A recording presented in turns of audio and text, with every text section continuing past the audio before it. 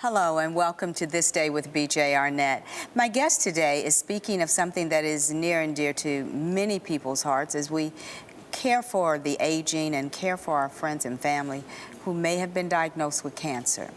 This is a journey that's like no other. It can be very difficult at times to be by yourself, the one who is trying to help someone who is in need. But there's always a way to walk with someone else who can help you navigate those things that are very difficult.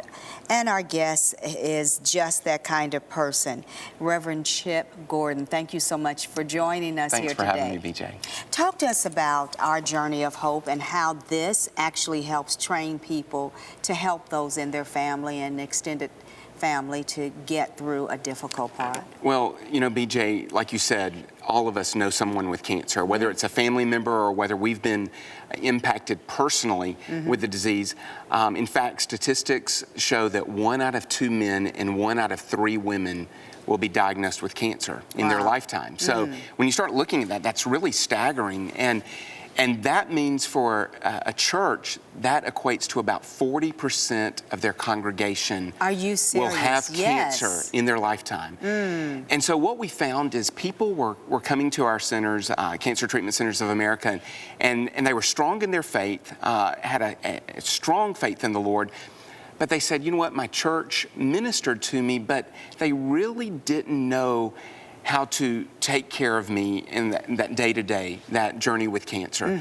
So our journey of hope was birthed out of that need. I mean, there is a huge need. The need is great. And so what we did is we began going out to churches and doing maybe a one-day training seminar. And then a few years ago, we changed that to have pastors and church leaders come to one of our 5 hospitals around the country for 2-day training where we train the trainer. We train them to go back and train others. That's right. When you take a look at this, does this resonate with the mission statement that resonates through the entire company, or is this just a particular division? It really resonates with everything that we do and who we are. At Cancer Treatment Centers of America, it's about treating the whole person, the body, the mind, and the spirit. Because if we treat just the cancer, but there's the depression, the anxiety, even the spiritual issues that are going on, the person is lacking. And so we come alongside of them. We are just as involved in their cancer journey, of course, as their oncologist, and as much as a patient wants us to be. And so what we do with training these churches is then they become an extension of us back home. We have patients coming to us from all over the country, so we can't go back and be their pastors when they return home. And then many patients don't treat with us, but they're getting treatment somewhere else. But they're not getting their spiritual needs met. How important is it at this juncture of understanding, and when you take a look at, you've been given this diagnosis of cancer from your physician, and then you go back to your church family and you say, I've been given this diagnosis, but I'm believing in the God who is my true healer. That's right. How do you help people walk that out when it seems like there's such a big, vast space between the reality and the movement of faithfulness in order to get there? Well, you know, I believe that my God heals, always heals. Maybe it's different from how we think His healing is going to take place. And sometimes people come to us and they even say, I am trusting Jesus for healing. And we said, okay, that's great. But God's healing may actually come through a surgery. You know, God, I believe the doctors, they don't heal. God heals through them. And so that person's healing, God may speak it and it may happen, but God may lead them down that journey that involves chemotherapy. It may involve radiation. It may involve surgery. And even using some of the naturopath remedies that we have with our naturopath physicians, or even diet. God tells us our bodies are the temple of the living Lord. And so we need to have our temples in good shape with what we eat. And so we come alongside of them from a spiritual standpoint and encourage them in their faith. We point them to probably the most important 4-letter word, hope. And of course, we have hope through Jesus. Yes. As our journey of hope helps guide them back to that place that gives a center, an understanding, a foundation of faith and faithfulness. There are those things that people would say, now show me the practicals.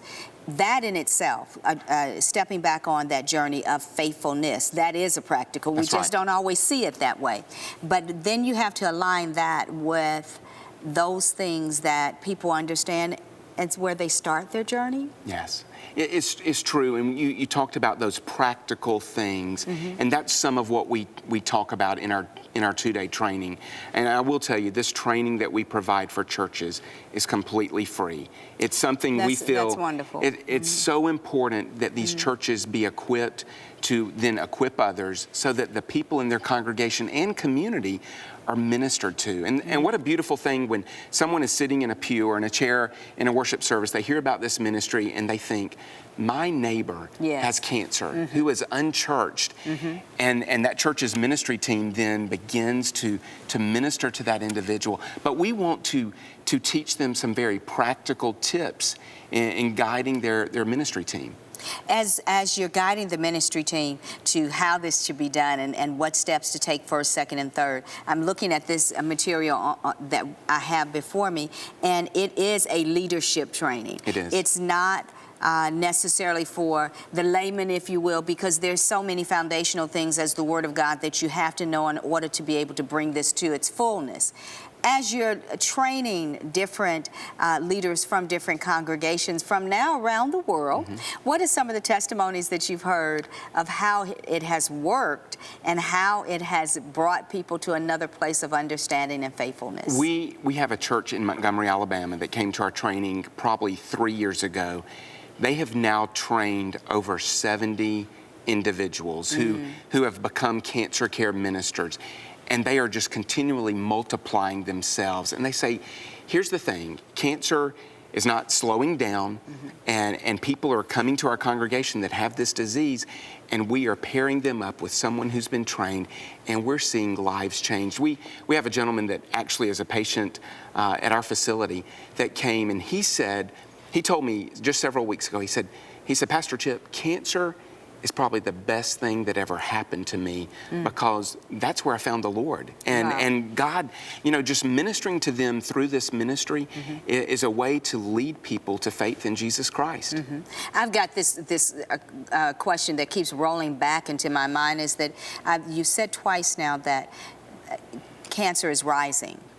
And you did say early on in this discussion was that it is now 40% of the church? 40, if those statistics are accurate, and those come from the American Cancer Society, 1 in 2 men and 1 in 3 women will be diagnosed in their lifetime with cancer, then that is 40% of the congregation. So what are they pointing to as the reason? Because I think, if we backtrack a little bit, and what is the reason for this rise? Because this wasn't true in my grandma's day. Right, and maybe a lot of it we didn't realize. And of course, I'm not a clinician. I'm a pastor. Exactly. I'm a different kind of doctor. But what we see is that I really think if you trace it all the way back, even before your grandmama, back to Genesis and with the fall and when sin and sickness entered the world, and it is just continually progressing and getting bigger. Just a few years ago, it was 1.5 million people were diagnosed every year. Now it is 1.7 million people that are diagnosed. And this is time for the church to really be the church. Yes. Yeah. I think there's a key term in itself for the church to really be the church. And that sometimes means saying the hard things, the things that are not popular, the things that the congregation as a whole may not like to hear, but that doesn't make it not true. That's kind of like when we hear, when we are reading the Bible, we can't read around the fact, I'm going to speak this to the women, we can't read around the fact in Proverbs 31, we are some working women. We can't pull that aside and just get at the end where her husband calls her great. That's right. You've got to take the other things in order to get to her husband calls her great. Galatians 6:2 says, bear one another's burdens. Yes. And in this way, you fulfill the law of Christ. Yes. And I think back about in Mark, the story about the man who was paralyzed, and he had 4 friends who took him to Jesus. They couldn't get in, so they climbed up to the roof, dug through, lowered him down. And what's the beauty of that is he had a group of people, some friends. A support system. Who took him. And that's what we want to create within the church is training.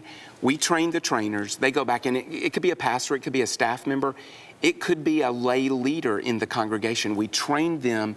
They go back, they train others who then become those 4 rope holders, those burden bearers who take their friend to the feet of Jesus. That's the importance is that we get to, the important part is that we walk through the process so that we get to the feet of Jesus. It's important that people understand that we can no longer separate ourselves as my house and no more kind of syndrome, and that should have never ever gotten into the church. That's right. Amen. It should have never gotten there.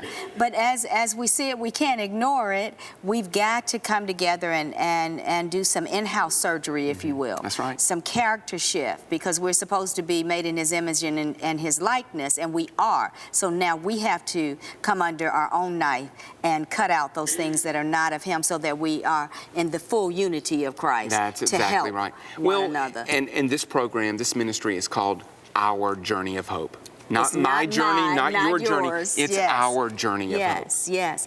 What made you decide that this was something that you want to take on? Because anyone who has ever walked with anyone or seen it, you know this is not an easy journey. It is not easy to go to the oncologist. It's not easy to watch a person take what is supposed to be the right cure in medicines and all of these things that they go through, and then watch their bodies deteriorate before they get better. And I think for me, it was personal in that when I was in college, my mom was diagnosed with cancer, with breast cancer. Now that's been a few years ago. Yes. And praise Jesus, she's still feisty as ever. But for me, it was personal, and we see that with a lot of people, even who come through our training. But to see our patients say, you know what, I love Jesus, I love my church, and I know my church loves me. They've put me on the prayer list, but they don't really know how to effectively take care of me and minister. We saw that as a huge need and something that we wanted to come alongside of not just the patient, but come alongside the church. And as Ephesians tells us, to equip the saints to do the work of the ministry. Yeah, that's exactly right. You know, it's wonderful to see that the perspective is to come alongside, not the I, not the me, not the you, but it is as you said, our journey of hope. When people need to get involved with our journey of hope, who do they call? How do they contact? The best way is to go to our website, ourjourneyofhope.com.